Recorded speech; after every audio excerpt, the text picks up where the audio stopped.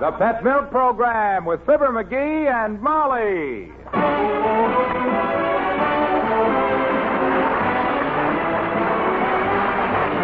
The first evaporated milk, Pet Milk, presents Fibber McGee and Molly with Bill Thompson, Gail Gordon, Arthur Q. Bryant, Dick LeGrand, Bob Bruce, and me, Harlow Wilcox. The show is written by Don Quinn and Phil Leslie and directed by Max Hutto, with music by the King's Men and Billy Mills Orchestra.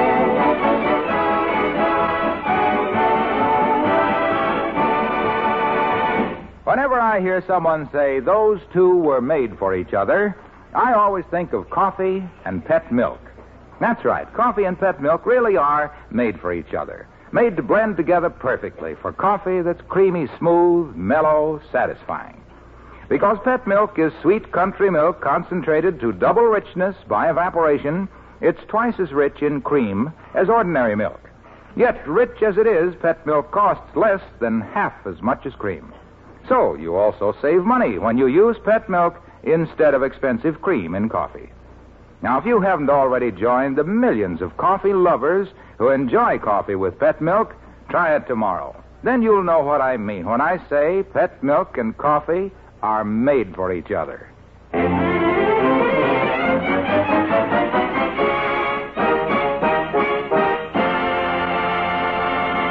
This is the time of year when any man with sporting blood in his veins takes an affectionate look at his golf equipment.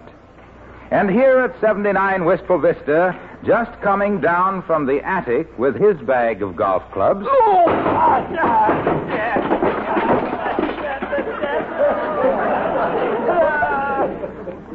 we find Mr. McGee of Fibber McGee and Molly.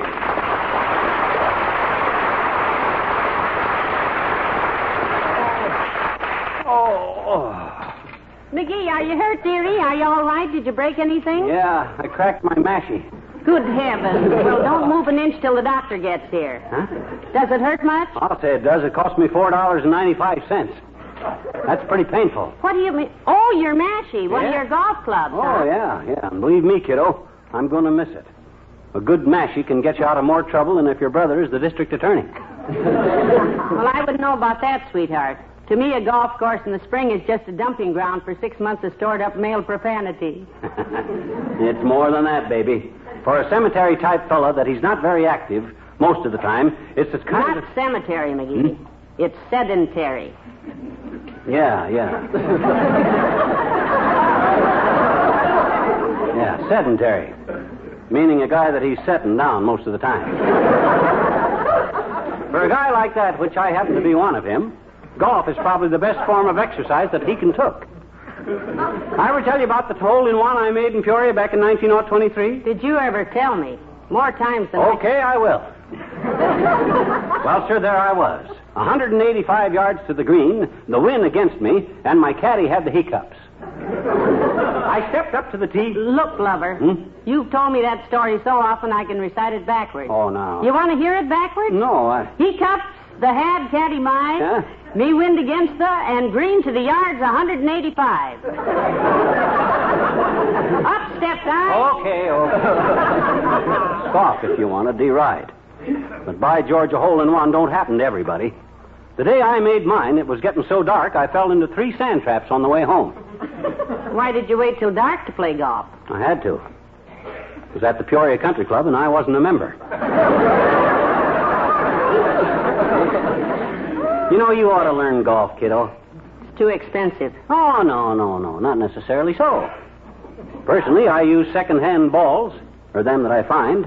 I carry my own bag, I tip no caddies, and all in all, about as cheap a sport as you'd find anywhere. Oh, well, you're just self-conscious, Terry. Well, anyway, it's a great little hunk of recreation. Now, you take this number 4 iron. You better start with number 1. I'm not very... Come in. Oh, Dr. Gamble. Come in, Doctor. Thank you, my dear, and good morning to you, drizzle mug. Hi, melon smuggler. You play golf? Well, there are 2 schools of thought on that, my boy. I say I do. The pro says I don't. Oh? He says I have a swing like I was carrying Kate Smith piggyback.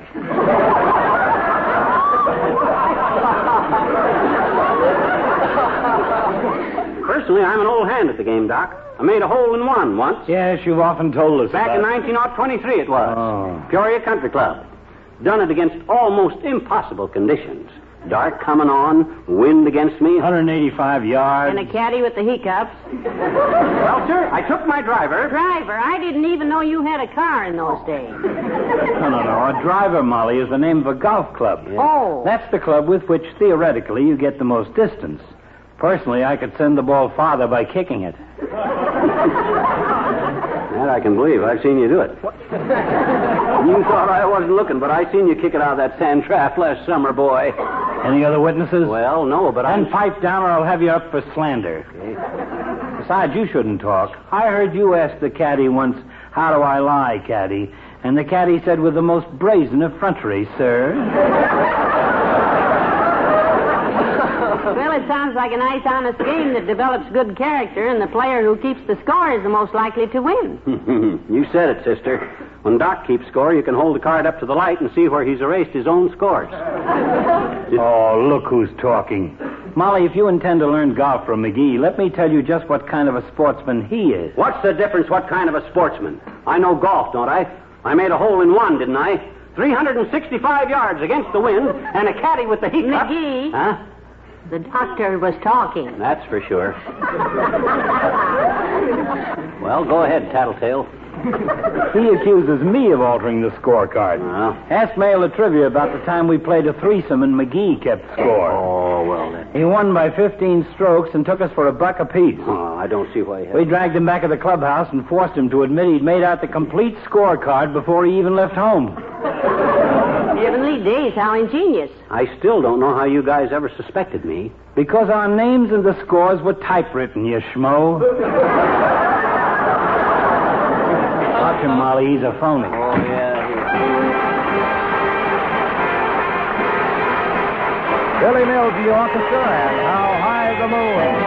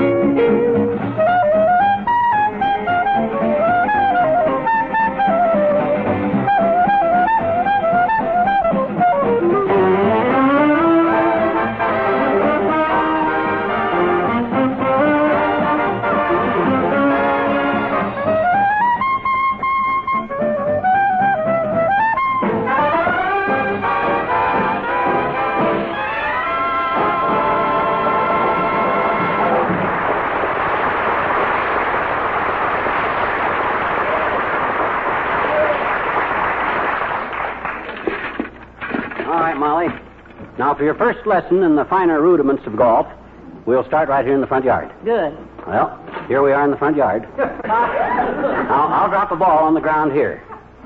Yeah, now hand me an iron. Number 8. And you what? An iron? Yeah, out of the bag there. Every good golfer carries at least 8 irons with him, Molly. Well, then why are his pants always so baggy? Huh? Most golfers I've seen look like they haven't seen an iron for months. I'm really starting from scratch with you, ain't I, Tootsie? Well, I told you I don't know anything about Well, the now, game. look, watch this. You see that dish pan I put over there? My good one. I'm going to knock the ball into that pan. A chip shot. Now, watch. I keep my head down, left arm straight, short back swing, Heavenly days. That was wonderful, dearie. Right in the dishpan, eh? No, right in the mailbox. In the mailbox? I must have sliced it. You certainly did right in two. Here's the other half of it right here. Well, what do you know? I must have... Hold it, dearie. Look who's coming. Hello there, Ole. Well, hello, missus. Hello, McGee. Oh, hi, Ole. What you doing, missus? Teaching McGee to play golf? No, he's teaching me, Ole. Though personally, I think it's a pretty silly game myself. Where did you learn to play golf, McGee, if yet? Who, me? Boy, you're talking to the guy that I made a hole-in-one in 1923. I remember it like it was yesterday. I stepped up to the tee. Was that in Peoria, McGee? Yes, it was, Ole. Yep. 285 yards it was. I stepped up to the tee. Did the wind against you? Yep. I stepped up to the tee. And it was almost dark? Yep. I stepped up to the tee. Did you carry with the hiccups, McGee? That's just right, Ole. He stepped up to the tee. Yep. I selected my favorite driver, waved to the caddy to move back. Hey, have you heard this before? McGee, every spring I expect 3 things. Huh?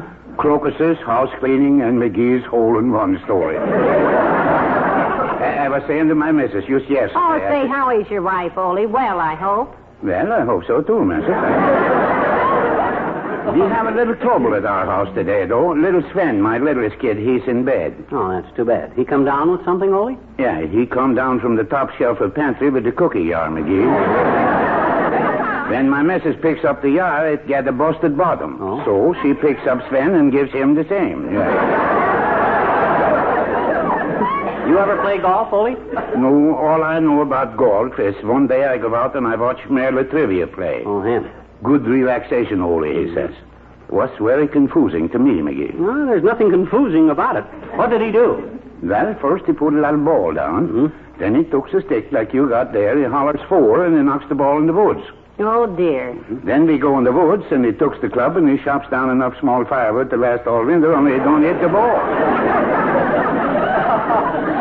Well, in the rough, it's always... Then he talks to himself for a little while, and he swings again, and he knocks the ball in the sand pile. Uh-huh. We go to the sand pile, and he knocks it back in the woods. It sounds monotonous. Then we go back in the woods, and he takes a big swing with the club, knocks the ball in the lake.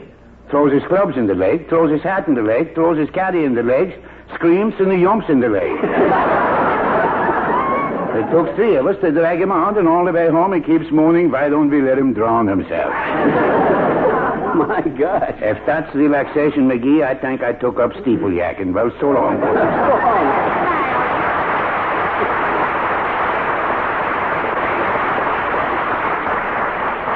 Look, McGee, let's just skip the golf lesson. I think it's a silly game. Oh, no, baby. You got to learn. I want you to play golf with me. I'm your husband. You're my wife. This is for companionship. We can be golf pals. Why, I can see us now, when we're in the sunset of life, which won't be long. Strolling down the green fairways, hand in hand. Still looking for the ball we'll no doubt lose this afternoon. Well, all right, dearie. Let me try it once anyway. Well, that's the spirit. Now, I'll tee up the ball. There. Now, you take the club and swing at it. Easy. Now, keep your head down.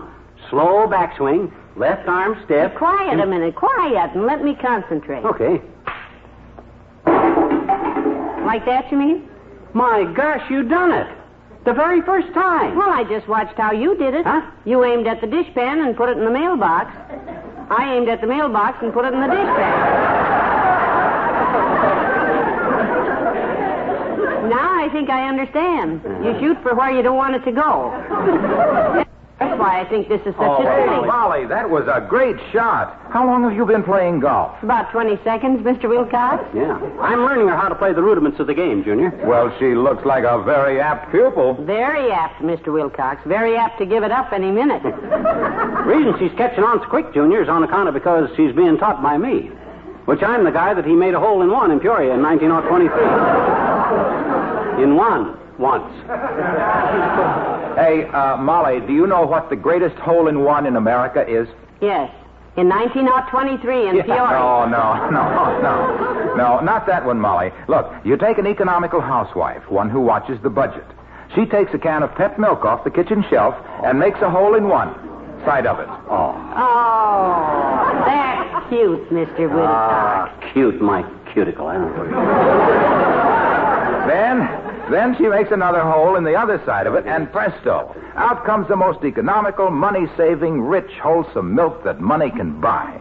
Pet evaporated milk. What kind of club does she use for that, Junior? A brassy? Because that's the brassiest approach to a commercial that I ever heard in all my... Look, it's very easy to see what a good food investment Pet milk is, pal, because Pet, which is just good whole milk... Speaking of whole, Junior, the one I made in one, back in Peoria, was 185 yards. You mentioned that, Derry. Well, Milky does it, too. He keeps mentioning it all. Yes, Pet milk is good whole milk concentrated to double richness by evaporation.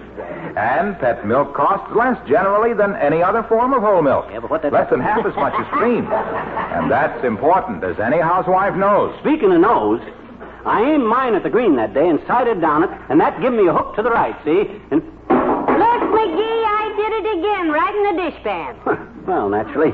When I teach somebody to play golf, it's only reasonable to assume. Hey. Look, kids, I'm meeting the mayor out at the municipal golf course at 3 o'clock. Why don't you join us and make it a foursome? Oh, I don't know, Junior. Molly's just a beginner, and with the rest of us being experienced golfers... Well, that's 3 times in a row. I wouldn't want you guys to accuse me of, bringing my wife and having her holding up the... Four it is.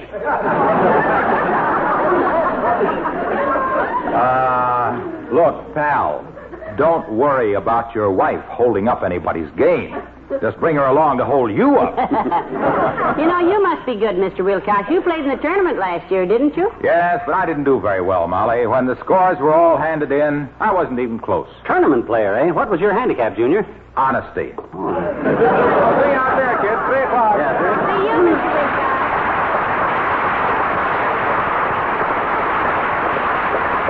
Well, now then, Tootsie, let's get on with the lesson. When I made my hole in one back in Peoria... Oh, dear, what's so exciting about making a hole in one? I've just done it 4 times in a row. Oh, yeah, but you're a beginner. You got beginner's luck. When you've been... Well, hello there, kids. What you doing, playing croquet? Well, hello, Mr. Oldtimer. No, McGee is teaching me golf. It's a grand old game, old-timer. Ever play it? Well, I never exactly played it, Johnny, but I used to caddy. Is that so? I had a rather amusing experience once, which I should like to relate in my humorous fashion. Please do. Thank you, I shall. It was just after Papa had to leave Norfolk, Virginia, on account of the mason jar episode. What was the mason jar episode? It was when Papa was hired to blow up some stumps near the Shriners Hall and used too much dynamite. Yeah? Jarred so many masons, they run him out of town.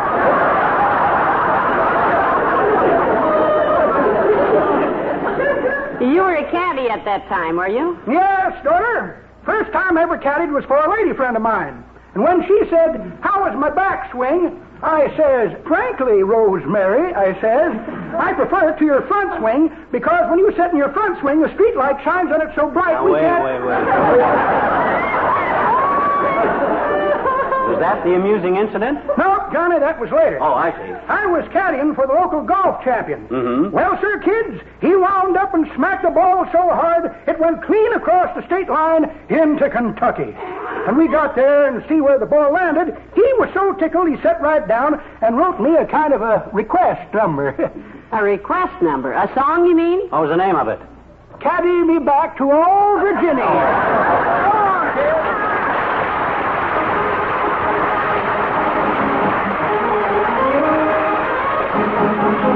The King's Men and Ezekiel saw the wheel. Ezekiel saw the wheel and the wheel and the wheel in the middle, in the middle, in the middle, in the middle of the air. Ezekiel saw the wheel way up in the middle of the air. Oh, Ezekiel saw the wheel way in the middle of the air. The little wheel run by faith and the big wheel run by the grace of God. There's a wheel and a wheel and a wheel and a wheel way in the middle of the air. Some go to church gonna sing and shout way in the middle of the air. Before 6 months they is all turned out way in the middle of the air. Ezekiel saw the wheel way up in the middle of the air. Oh, Ezekiel saw the wheel way in the middle of the air. The little wheel run by faith and the big wheel run by the grace of God. There's a wheel and a wheel and a wheel and a wheel way in the middle of the air. Let me tell you what a hypocrite will do, way in the middle of the air. You talk about me and you talk about you, way in the middle of the air. Ezekiel saw the wheel, way in the middle of the air. Ezekiel saw the wheel, way in the middle of the air. The little wheel run by hope and the big wheel run by faith. My brothers, one of these days, about 12 o'clock, way up in the middle of the air, this whole world is gonna reel and rock, like Daddy in his rocking chair. Oh, Ezekiel saw the wheel rocking away up in the middle of the air. Ezekiel saw the wheel rocking away in the middle, in the middle, in the middle, in the middle, in the middle of the air. Ezekiel saw the wheel way up in the middle of the air. Oh, Ezekiel saw that wheel away in the middle of the air. And the little wheel run by faith, and the big wheel run by the grace of God. There's a wheel and a wheel and a wheel and a wheel way in the middle of the air.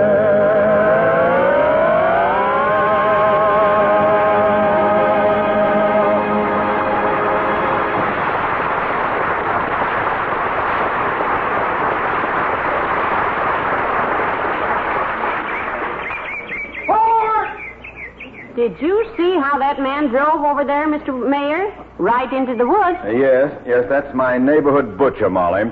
His life is just one bad slice after another. And look who's talking. Oh, I wish it was our turn to tee off. I want to get this over with and go home. Go home? Well, that's a happy little attitude to start off with, Molly. Don't you like golf? Well, I don't know whether I will or not, Mr. Wilcox. I'm just so sick of hearing about McGee's hole-in-one back in Peoria. Yes, we know. In 1923, with the wind against him, a caddy with the hiccups. Hey, wait a minute. Here he comes. Who's that he's talking to, Molly? Well, I don't know. That's very interesting, sir. Caddy had the hiccups, did he? Yeah. It was 85 yards to the green, Bud, and you had the wind against you? Yep. That's how I made my hole-in-one back in Peoria in 1923. Is there any more advice I can give you, Bud? I doubt it. Well, thank you very much. Not at all. Hey, fellas, we about ready to tee off? Yes, just about, McGee. Say, dearie, who was the good-looking man you were talking to? It's a fellow named Sneed. Sammy Sneed. Plays little golf. Nice kid. Well, what are we waiting for? I'm ready to start. McGee, don't you know who Sammy Sneed is? Sure, he's the guy I was just talking to. Nice kid. Why? Never mind. But I'll bet this was a big day for him meeting a golfer like you. Oh, my gosh, anytime I can help a fellow golfer with a few tips on the game. Hey, come on, we're up. Okay. Oh, good. I'll drive first, fellas, because I want Molly to see how it's done. Because when I made my hole-in-one... Oh, tee off, Gabby. This is how I done it. 4. Nice bunt, dearie. Run it out. Run it out.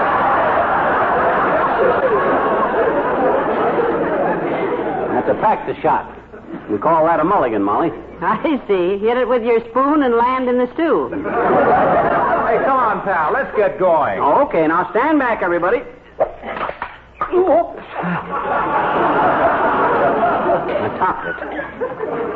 Well, that's the way you want to do it, kiddo, only I was just showing you what happens when you raise your head. I remember. Yes. Now, let me see.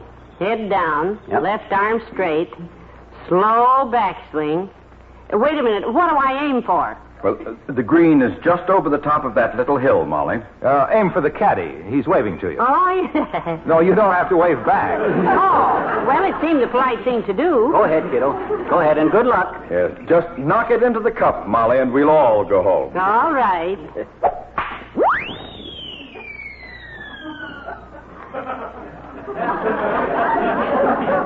Sweet Genevieve.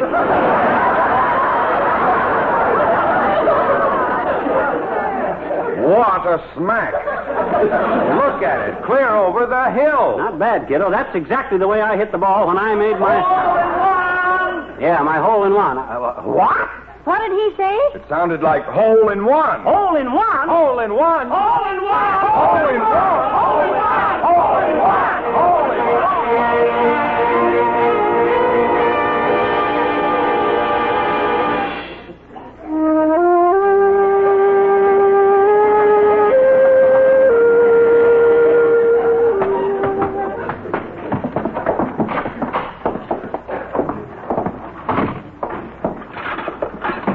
Oh, my, that was fun, McGee. I think I might really get interested in golf. Oh, I don't know.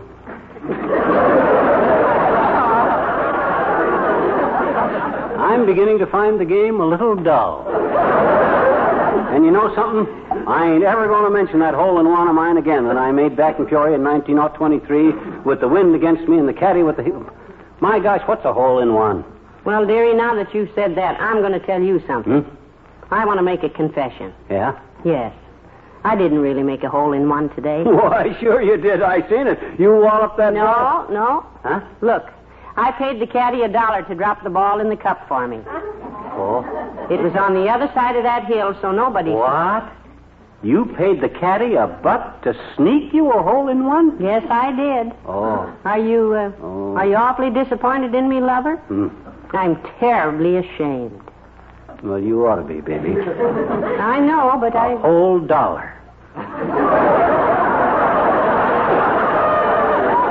Why, back in Peoria in 1923, when I made my hole-in-one, I only bribed the caddy 50 cents. No wonder you're ashamed.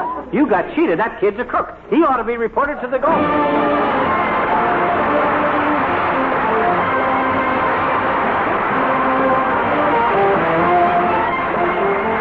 Fibber and Molly return in a moment.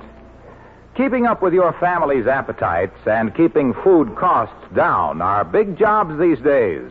But when you cook with pet milk, it's easy to fix better, more nourishing meals at lower cost. And here's why. Pet milk is sweet country milk with more than half the water removed. The result is a concentrated milk that's twice as rich as ordinary bottled milk. This double richness adds extra nourishment to favorite family dishes and makes them taste better, too.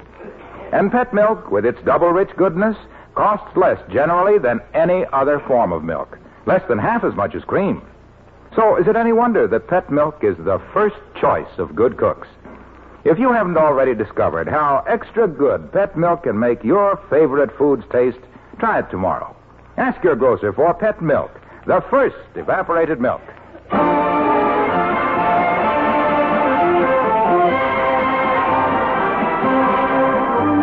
You know, this whole deal, Molly, you know, the way you made that hole-in-one and all that, that's taught me a very valuable lesson. Well, good. It just proved the truth of an old saying that I never should have forgot. Which old saying is that? Honesty is the best policy? Nope. A woman's place is in the home. Oh. Don't let me forget that, will you?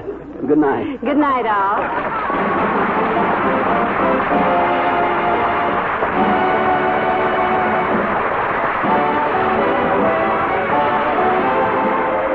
First evaporated milk, pet milk, brings you Fibber McGee and Molly each week at this time. Be with us again next Tuesday night, won't you?